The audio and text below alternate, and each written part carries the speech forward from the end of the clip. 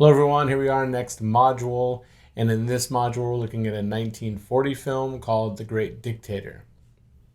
So The Great Dictator is or was produced and directed by Charlie Chaplin, known as a more comedic actor, and this is kind of a satirical film, so there's some comedy in it, but it's satire. It was nominated for Best Picture, Best Actor, and Best Screenplay at the 1940 Academy Awards. Again, the genre is comedic satire.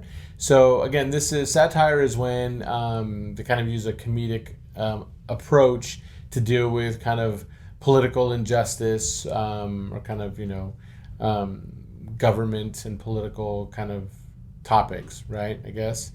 This is Chaplin's first talkie, so to speak. So this is the first time he made a film where we're doing sync sound and hearing dialogue and voices. So that's pretty unique. The themes that we look at in this particular film, and we talked about theme in the last, we've talked about themes along the way, but I gave you a little bit of a deeper understanding of kind of how to look for the theme of the movie as you watch it. It won't just be necessarily superficial stuff that gets spoken through dialogue kind of thing, so to speak. The themes in this film are injustice, discrimination, the tyranny of authority, right? So after dedicated service in the Great War, a Jewish barber, Charlie Chaplin, in an army hospital recovers from his wounds. And unaware of the simultaneous rise of a fascist dictator named Adnoid Henkel, also played by Chaplin, and his anti-Semitic policies. When the barber, who bears a remarkable resemblance to Henkel, returns to his quiet neighborhood, he is stunned by the brutal changes and recklessly joins a beautiful girl and her neighbors in rebellion. So that's kind of the plot line, storyline of the film. So what's going on in 1940? Many people in the world, particularly in the U.S., were ignoring the problems caused by Hitler and the mistreatment of the Jews in World War II over in Europe. Charlie Chaplin used The Great Dictator to speak out against the injustice, right? To make a film that put it in the forefront of people's minds as to what was going on in Europe and what was happening to the Jews under the hands of Hitler. Okay, so this film had a point, and it was very much a passion project for Charlie Chaplin.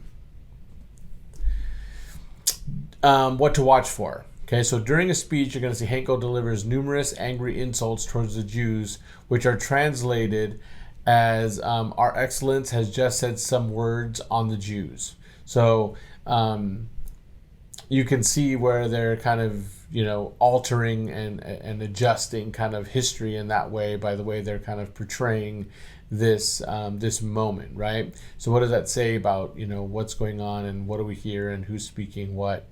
What it is about the speech that makes it so well received. Okay, so look at the speech and try to figure out what is it about the speech that makes it so well received. Why does the barber fight the stormtroopers at first? Is it courage or ignorance? Okay, so what's kind of his motivating factor? How is Schultz's statement, "Any brave man would resist," foreshadowing statement? So watch for that, listen for that dialogue, and kind of look and see how that might be, or try to figure out why that would be a foreshadowing or how it's a foreshadowing statement. When the stormtroopers come to take the barber away, he says, "I'll fight. Is it courage or ignorance?" So this is the second time he comes back and gets into kind of a altercation with the stormtroopers. And in this particular altercation, is it more out of courage or is it more out of ignorance that he does this? Okay. The barber shop is blown up. The barber and Schultz are sent to a concentration camp. Why does this happen to these good people? So what's the reason behind it? Is there any reason behind it? And what is it if you can come up with it, right? And who is the filmmaker really talking to in the final speech by the barber? Okay, so look at that. And why is the barber's speech so well received in contrast to the earlier Henkel speech? Okay, so there's a lot going on in this film. It's about a dark time in kind of world history, And again, this was a film that was very close to Charlie Chaplin's heart. It was a passion project for him, and he felt compelled to make this to kind of remind the U.S. or put it in the faces of the United States as to what was going on over in Europe. So, quality film. It's a great piece of cinema history. Hopefully, you enjoy it, and also kind of take note of kind of the historical significance of what the film is all about.